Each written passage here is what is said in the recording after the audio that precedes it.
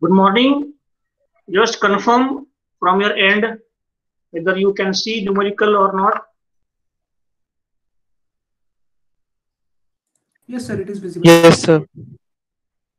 Okay. Right. So we will start.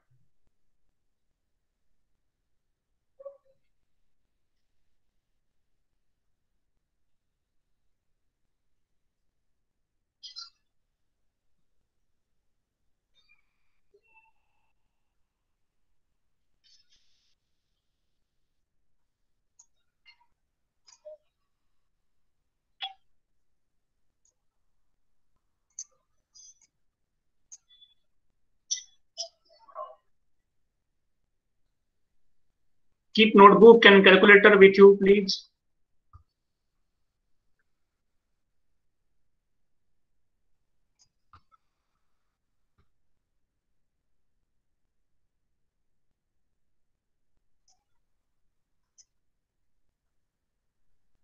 Also, there is a class test on 9th September.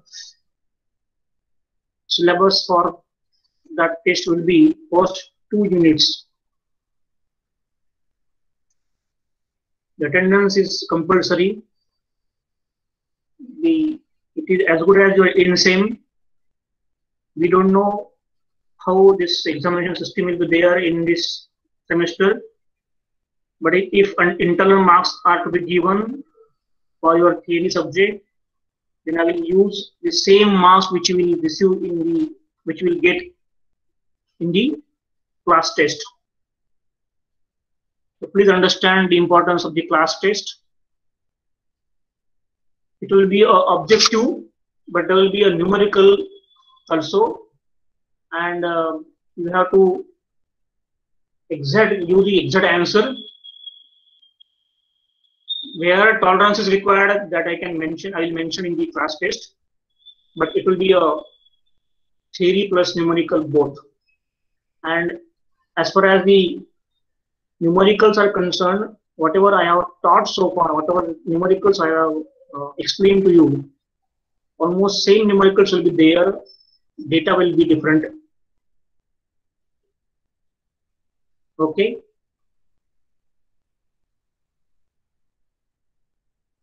Right.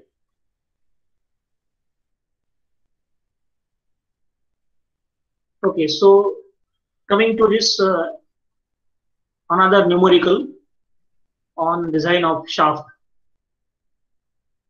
I will read the statement of this problem. With respect, you have to look into the figure also. Transmission shaft is supporting a spur gear at B. So here location is given. This is a B location. At B location, what is mentioned? Spur gear. This is a spur gear. This is gear. This is mentioned. This is given as gear B, and pulley D. Here at D location, this is a pulley. Diameters of those are given. Diameter of pulley is given as 500 mm.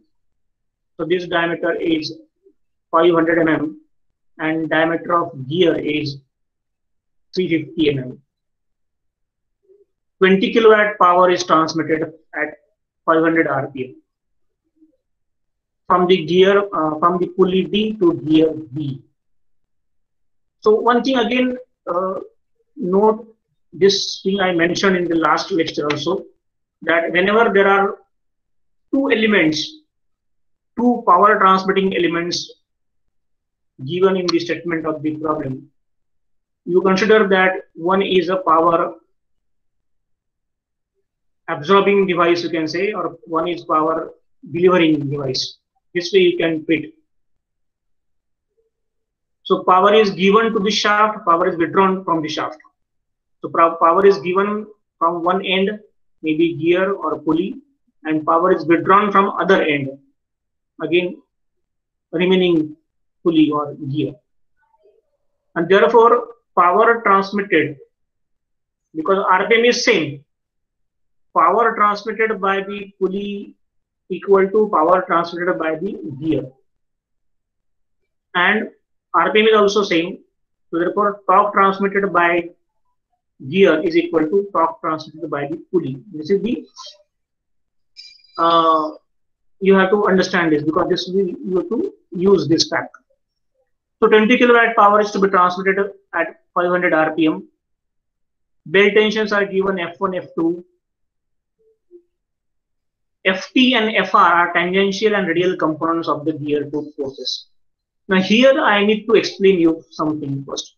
That is the only difference, in fact, difference between this problem and the earlier problem. You know, whenever the gear is in mesh, let us say suppose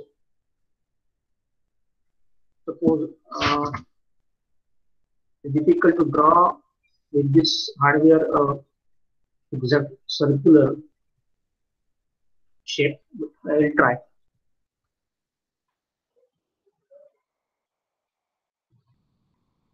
Something like this. Okay, this is, let us say this is a mesh point. Here, this is two gears. Two gears are in mesh. Okay. Now, here at the meshing point, no, there is one force. Say, suppose I show this force something like this way. Okay, and this force can be resolved into two components. One is vertical, another is horizontal component.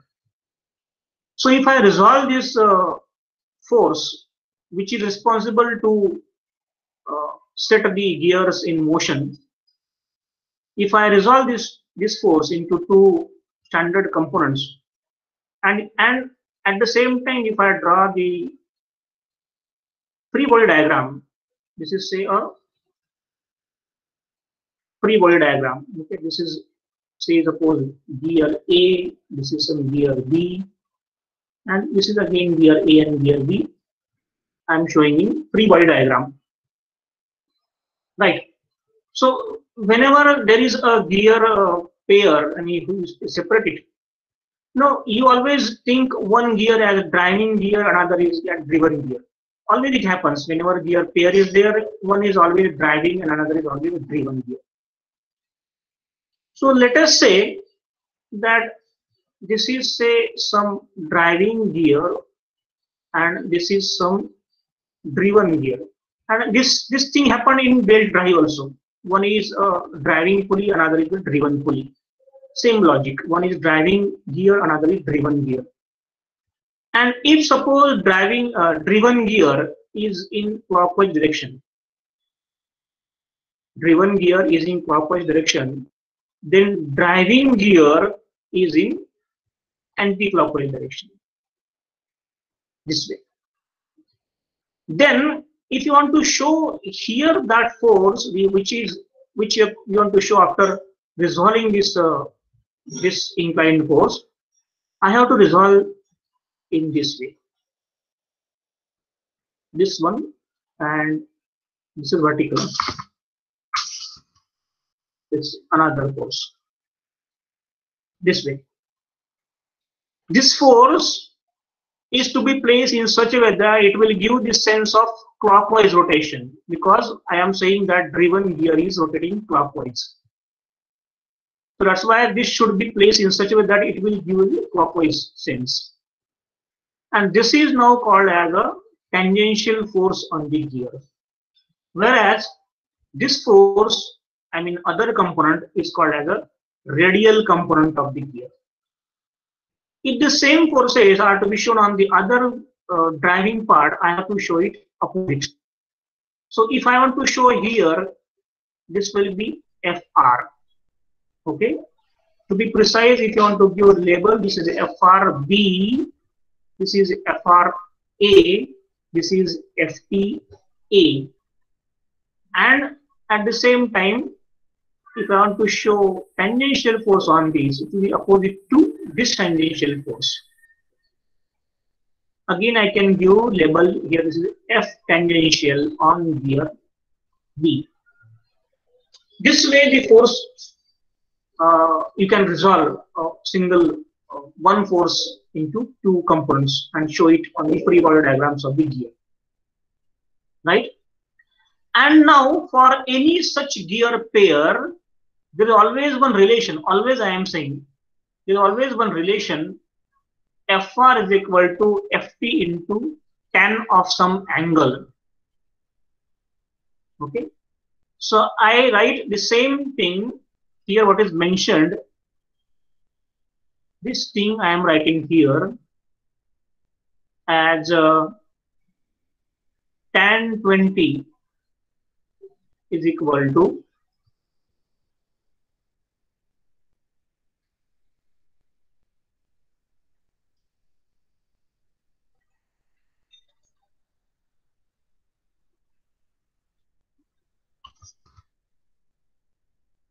and tan 20 is equal to Fr by Ft. That is radial force divided by tangential force. This angle is called as a pressure angle. Now the concept of pressure angle, mechanical students will understand in theory of machines too, or maybe by this time you must have covered this pressure angle part in your theory of machines too. From printing, for printing students, it may be in the subsequent next few chapters, maybe there a pressure angle. If not known at this stage, let it be. Just understand that this angle is called the pressure angle.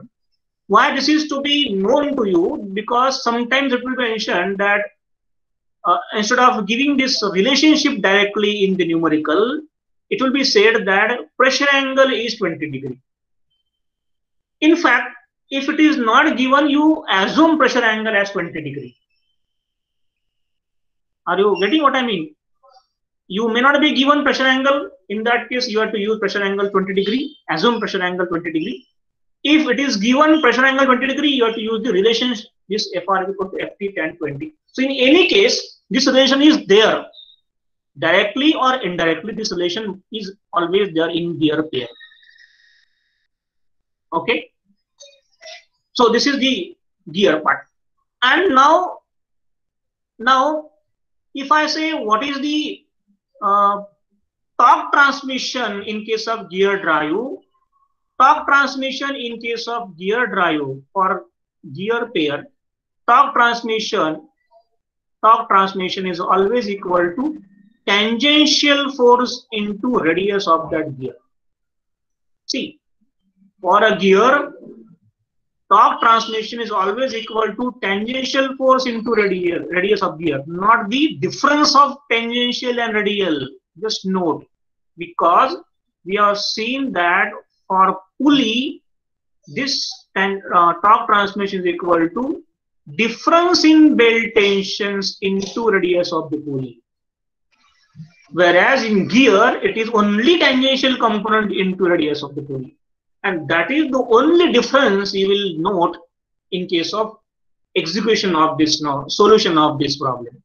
You will find out the torque in this way, Ft into R.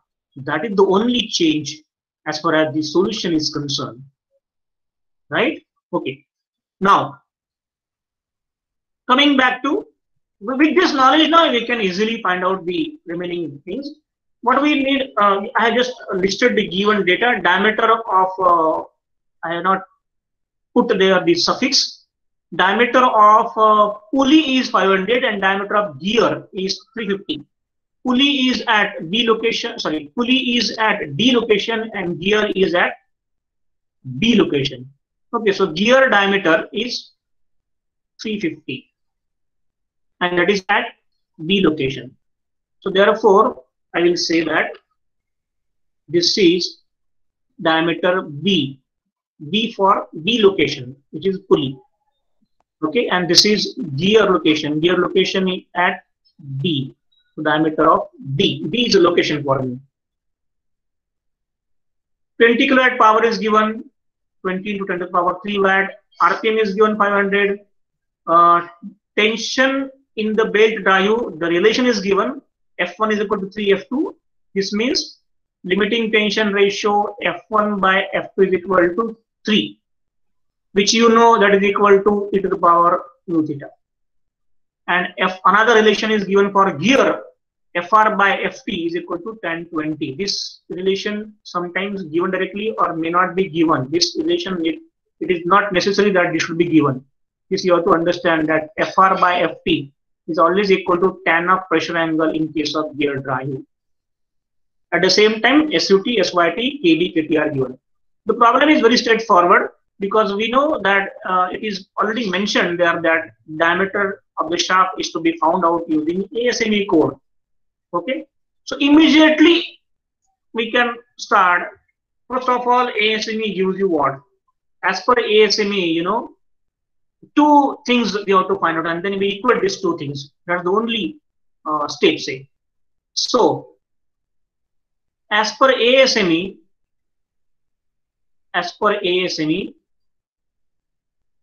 what is that? Tau maximum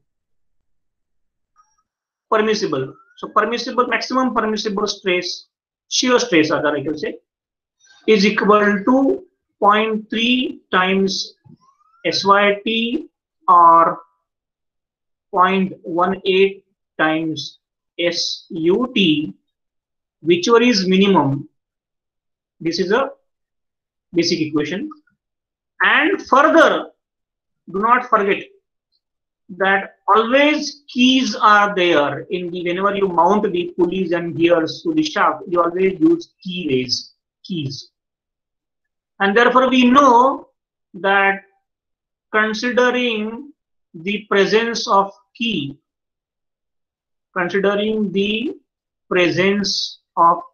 because we know if the keys are present, the strength of the material reduces to 75%.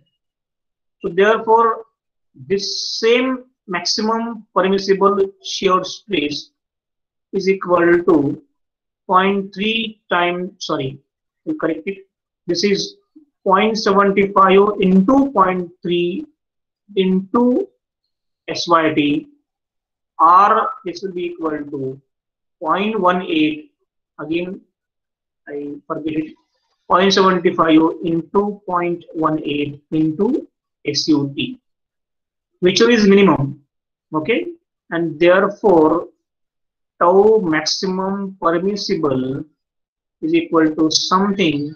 This is actually a, I'll say this is something mm, but not mm. This is Newton per mm square, and you can note here that this is a minimum value out of this two. Okay, can you find out? Can you? I'll give you 1 or 2 minutes. Can you just find out, please? You have to do. Give me one complete final answer. What is minimum value? 94. 94. 94.5 it is there? 94.5? Yes, sir. Okay. So therefore, tau maximum permissible is equal to, this is maximum permissible, don't get confused this minimum word and maximum. This is the minimum out of these two is to be considered as a maximum permissible stress. So this is 94.5 Newton per mm square, right? This you can say that this is my equation 1 or data 1, whatever you say. And along with this, on one side you say dot tau maximum permissible, other must be tau induce. Tau induce, that is, but again maximum induced. I'll write here maximum induced stress is equal to 16 upon pi d cube. This is cube. 16 upon pi d cube under root kb mb whole square plus kt mt whole square. I repeat here, kb and kt are what? kb is combined shock and fatigue factor applied for bending moment, and kt is combined shock and fatigue factor applied for torsional moment. This is say equation number now 2. Okay, and 1 is equal to 2, so it means 94.5 will place on this left hand side. D is unknown. Everything which you do now further is to find out the MB and MT. Out of this, I always tell you that MT is easy to find out relatively. That's why it takes minimum time, less time. We can go for first D to find MT. Here, there is assumption that torque transmission by gear is equal to torque transmission by the pulley in this case. And now we will see what is data given. If you see on the pulley side, F1, F2 relation is given.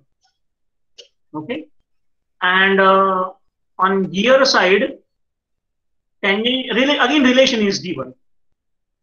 Okay, so but now power is also given here.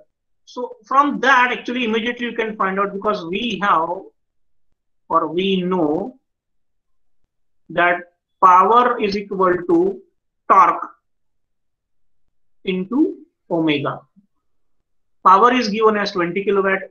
20 into 10 to the power 3 watt is equal to MP, let it be unknown, into omega is 2 pi n by 60. N is, we'll check, N is 500 RPM.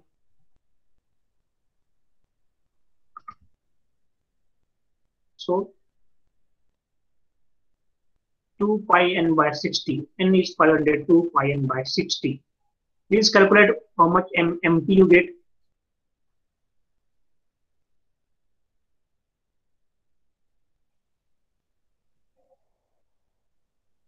Whether you really calculate or not, all will get reflected in your test. Test will not be very easy as some of you might be thinking. 381.97. 381.97. What will be unit of this? Newton meter. Newton meter. Why it is so? Because this is in watt. That's why it is Newton meter. Okay.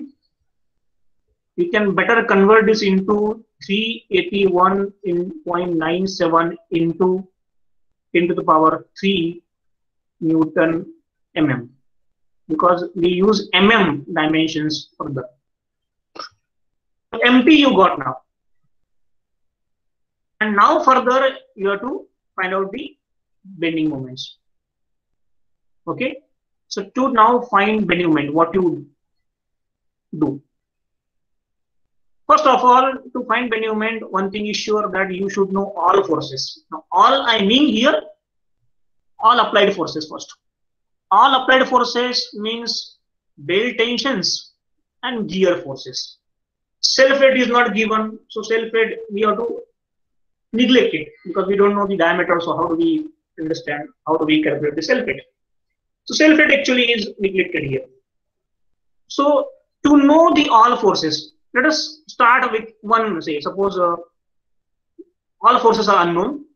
So maybe for pulley, suppose for pulley, we have to find out the F1 and F2. What relation we are given with? We are given relation in case of pulley is F1 is equal to 3 times F2. This is given. So we can first use that relation. F1 is equal to F1 is now tight side tension is equal to 3F2. This is given thing. Along with this, always we know one equation, tight side tension divided by, no, this is actually given thing. Another equation which we always know for pulley is difference in belt tensions, F1 minus F2 now in this case, into radius of that pulley. Radius of pulley is placed at D location, so radius of at D location is equal to torque transmission. Okay, so put torque transmission in Newton mm. Radius of pulley B is 500 mm, so put in radius as 250, and so what you get finally, please calculate. Sometimes I'll ask you to show you calculate on the screen and even notebook also. So F1 minus F2 is equal to some number. Okay, will be some number, right? And now maybe suppose you say this is some A equation and this is some B equation, right? Solve A and B simultaneously. Solve A and B simultaneously and find out the answer F1 and F2.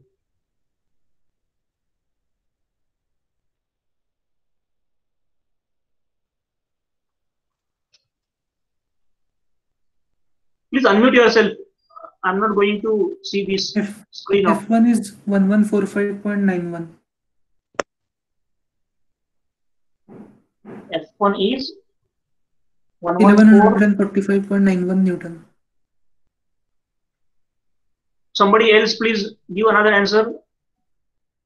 Please cross check whether you get the same thing or some different value. 91.82 Newton. How much? F1 is 114.45.91 Newton and F2 is 381.91 Newton. Do one thing. There is some echo in the sound. Can you please type here? Somebody is saying, but I could not hear it.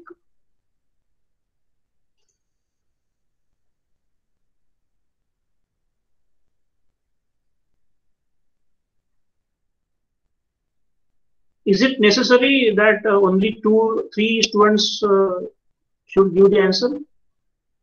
1145.91 and 381.97. Anybody has got some different answer, please? Same answer you are getting? Yes.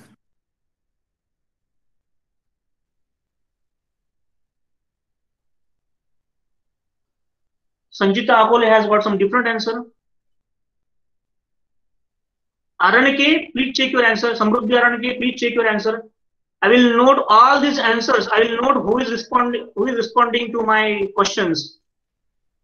Whenever I record things, you know, whether you know or not, whenever I record, the chat box also is recorded. So I will have all backup, whatever you are responding and how many of you are responding.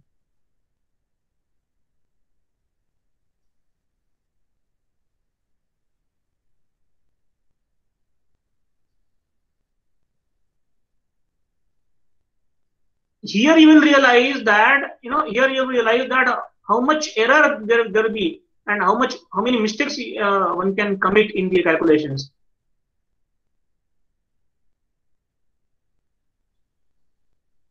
Himanshu Kumar Jha 1145. I think few of you are only copying the things from the earlier post. How you can get a same answer? There is no variation in the fractions also.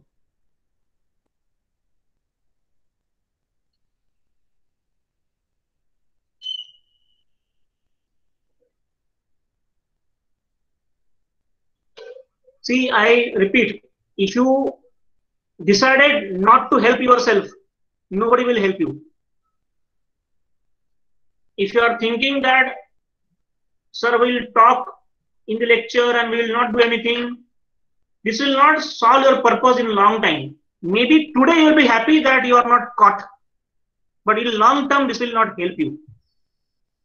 So don't try to cheat yourself.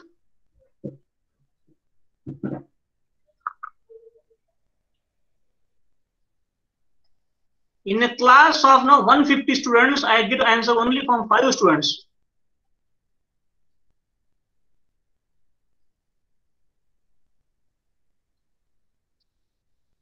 That is how you want to build yourself.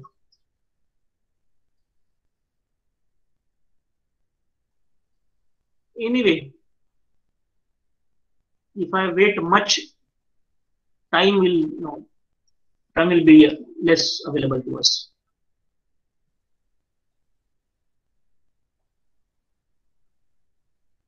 All right. So F1 is,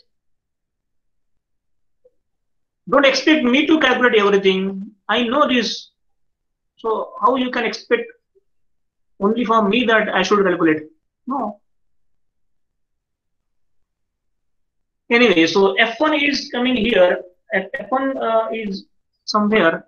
There can be little change in the fraction when you round off some things. This is the 2291.83 Newton, and this is 763.94 Newton. Okay, if there is mistake can be there from my side, mistake can be there from your side also, right? So assuming that this is a correct answer, because I have not calculated myself, I did not calculate this on my own calculator. You are supposed to calculate it. But considering this as values of F1, F2 we get, 2 forces we got. Similarly, what we do for gear?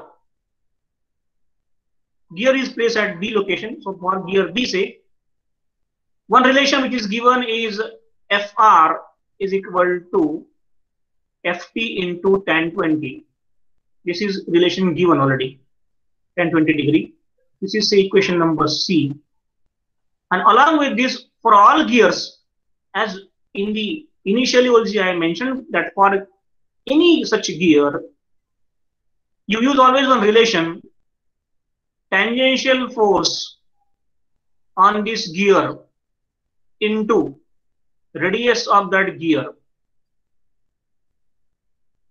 To be precise, I can use notation B. Tangential force on B into radius of gear B is equal to torque transmission by gear B, and torque transmission by gear B is equal to torque transmission by pulley D. Okay, so this is known. Therefore, in fact, from this you can find out the value of Ft, right? Value of Ft. So from this, I'll remove the suffix because here suffix is not mentioned. So Ft is equal to something. This you will get, right? Put this. This is, say, some D value. C and D you can solve simultaneously. You can get the value of Fr. Okay. Now here, all forces are now becomes known. And then think of the line diagram of the gear forces, gears, or the line diagram of the shaft. Somewhere here B location, here I think C location, this is D. A, this is B location, this is C location, this is D location. And we are talking about first vertical force diagram. If I ask you vertical force diagram, then only vertical force on, now you can see this diagram. Vertical force on pulley D are 2, F1, F2 in the same direction. That's why resultant is F1 plus F2. So net vertical force here is F1 plus F2 at D. Whereas at B, vertical force is only Fr, because Ft will be a part of horizontal force system. So FR is the only force. This is FR. If you cannot see there, because some of you might be attending lecture on mobile, so maybe screen size is less. So this is FR and this is FT. The distances are given as 400, 400, 400. So FR on B and F1, F2 on D. This is the force system, horizontal force system rather.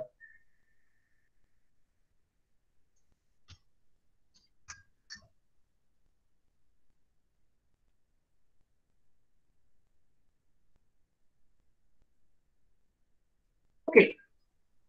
So here now I should show as F1 plus F2, both numbers are now known, and at D I should show at FR. FR is also known. You can put numbers instead of these notations. To support these reactions will be developed at the support end. Support end means bearing end. Bearing is at A and at C. Precisely notation, if I want to give, I should give this is reaction at A because of vertical force, and this is reaction at C because of vertical forces. Okay. So from this, what you have to find out? You have to find out now. Next step will be to find out the reactions. Okay. So that's why I always divide this into two parts. Here you can do on this side, you can do reactions. So you can find out the reactions to find the RAV and RCV. Now how to find etc. Now you know. Okay. After finding out the reactions, you can find out the bending moment. Right? Now I now don't calculate it because I want you to do it. At least one problem you should solve and give me the answer. Here I should plot what? Vertical bending moment diagram. So while finding out this, you will find out bending moment at A is equal to 0, bending moment at D is equal to 0, bending moment at B is equal to RAV into 400. It will be plus because it will give you the sagging bending moment. Bending moment at C is equal to F1 plus F2 together into 400. This will give the hogging bending moment because it will be negative. Okay. And therefore, I hope that you should get something like this. Now,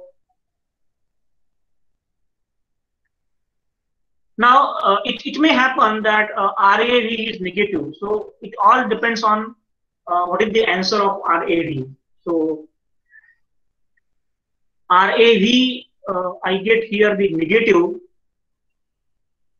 and therefore this problem you have to solve. Therefore, in a subsequent diagram, what you can do, you can say that this is corrected VFD. It is better to write this way. Now RAV, if you get negative, it will be this way. Now this is the correct way of showing RAV, and then something like this. Okay, this you will take. This step will be there when you find out RAV as negative. If there is no negative answer, then you should go with the same VFD. And then you find out the bending moments at A, B, C, D. Bending moment at A0, at D0, at B some value. It will be now new RAV into distance 400. Now this will give you the hogging bending moment. Therefore, this will be somewhere here, and this will be somewhere here. Okay, just take a note that these 3 points will not be collinear, right? This will be joined by one slope, and this will be joined by another slope. right? Something like this. The slopes are different, huh? And then from this way. So this, just take a note that these 3 points are not collinear. Huh? This way you will get. So maximum. Actually, these diagrams are not required to solve the problem, very frankly speaking. But this is a tradition that examiner expects that the diagram are to be drawn, because we actually require numbers only. So here, this number you have to put. This number you have to put. Okay, examiner always pick this just because whenever examiner get this go for the question paper answer paper checking, he will have his answers. He will just try to look into your answer some prominent figures like bending moment values, because he will not directly find out the answer, do the answer. You will just pick the intermediate values, and these bending moment values are always picked up by the examiner while assessing the papers. That also you have to take care. So this number and this number. Similarly, the problem becomes so lengthy that I cannot complete in 45 minutes, 50 minutes. If you cooperate it, you can do it. You have to solve complete problem. This is now HFD, horizontal force diagram. Now horizontal forces. Now if you see again back to this diagram layout given, you see there is no horizontal force at pulley side D. Only horizontal force is at FT. Only horizontal force is FT, that is at gear D. That is the only force, horizontal force.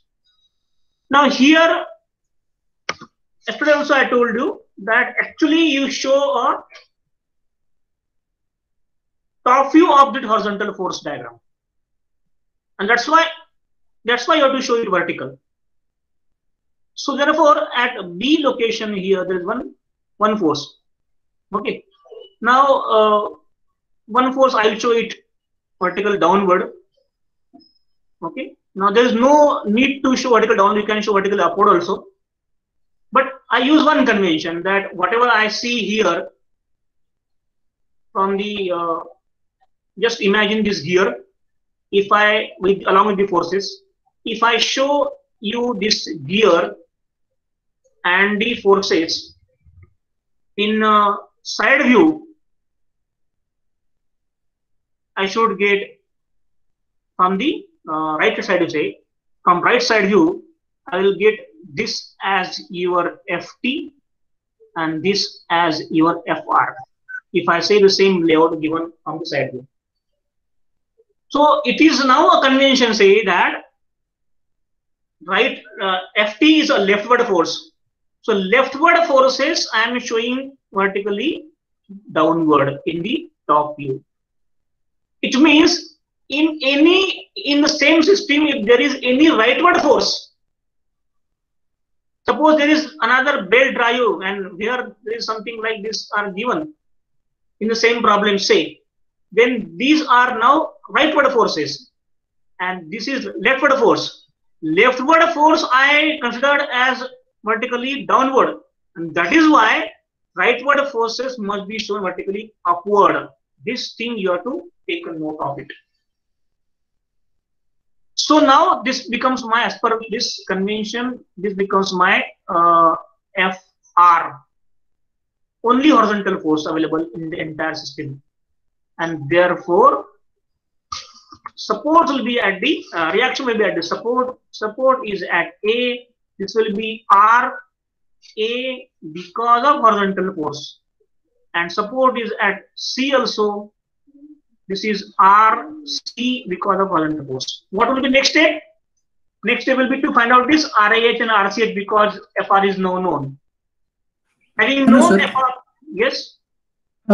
Is the horizontal force FR or FT? I think it's FT. Ah, FT. Okay, it is FT. Horizontal force is FT, not FR.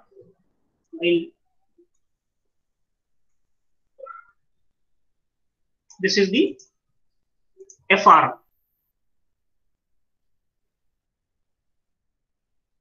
In this case, this is FP. Okay, it depends on the meshing point. If meshing point is vertical at location, this is FT, and if suppose meshing point is different, this will be changed. But as per the given layout, this is FT. So what do we do? We have to find out the RAH and RCH by conventional procedure of finding out the reactions. Next, we will find out the bending moment. So again, we will draw the bending moment. Okay, find out the values of bending moment at A. It will be 0 at A. It will be 0 at C also. It will be 0 at D also, because there is no force from C onward on the right side. Okay, so as per this, I don't write the number here. Again, this will be a hogging bending moment, so it will be a positive, and this you get this fashion, this type of bending moment. Ultimately, if you see, you will get 4 bending moments. Critical locations are only A and B and C, because at A and D in both diagrams, bending moment is 0. So at B and C only you have to find out. So finally, now those who actually followed the instructions and the carefully listened the lecture, they will not have any problem in the design. So now in the shaft design. So finally, what you get? You will get the bending moment. So resultant bending moment. Finally, you will get the resultant bending moment at A is equal to 0, at D is equal to 0, at C is equal to, resultant bending moment at C is equal to vertical bending moment at C, this number you know, at C square plus horizontal bending moment at same location square. So this number you can find out. Similarly, at B location also, sorry, not D, B location remaining is on same lines, vertical bending moment at B square plus horizontal bending moment at B square. You get some number, Out of these, which one is maximum? That maximum number you have to put into equation number 2. Unknown will be only one, because left hand side tau max induced will be equated to permissible. Unknown is only D, because KB KT are also given. It is given as KB KT are given as 1.5. Unknown is only D. You can find out the value of D. Those if you are little confused about what you say, I first give you attendance.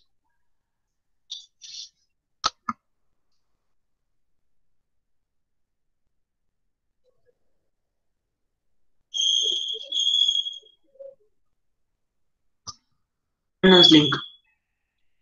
Today I ask you to give a mobile number in attendance link, because I need your mobile numbers also.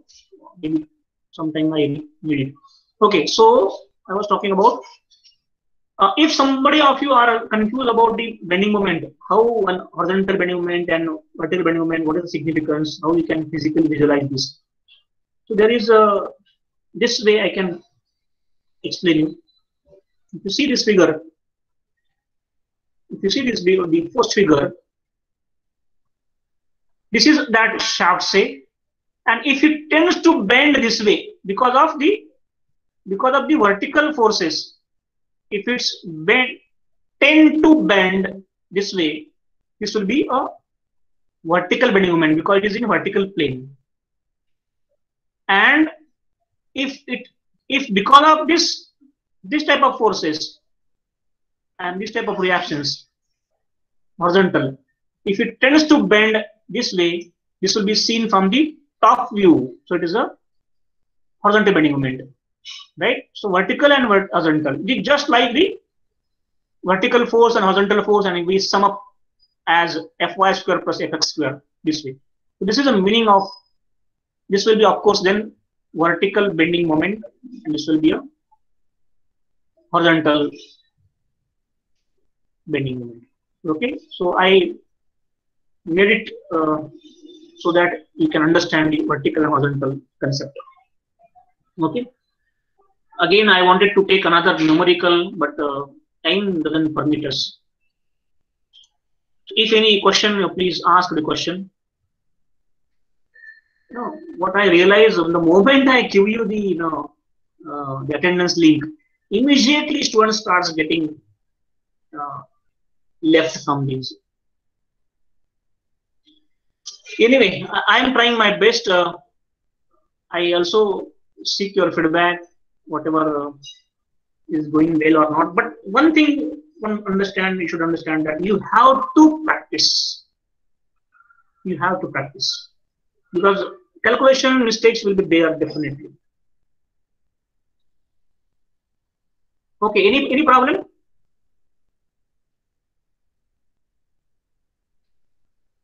Anybody? No, sir. No, sir. So if you follow this method, almost I don't say 100% problem, but 90% problems on the design of shaft you can solve. There will be some variations. We don't know how much variations will be because there can be variations also. But if it is a combined bending and torsional moment problem, one can easily solve with this type of concepts. All right. If you don't have any question, you can give the attendance and leave the class. No problem.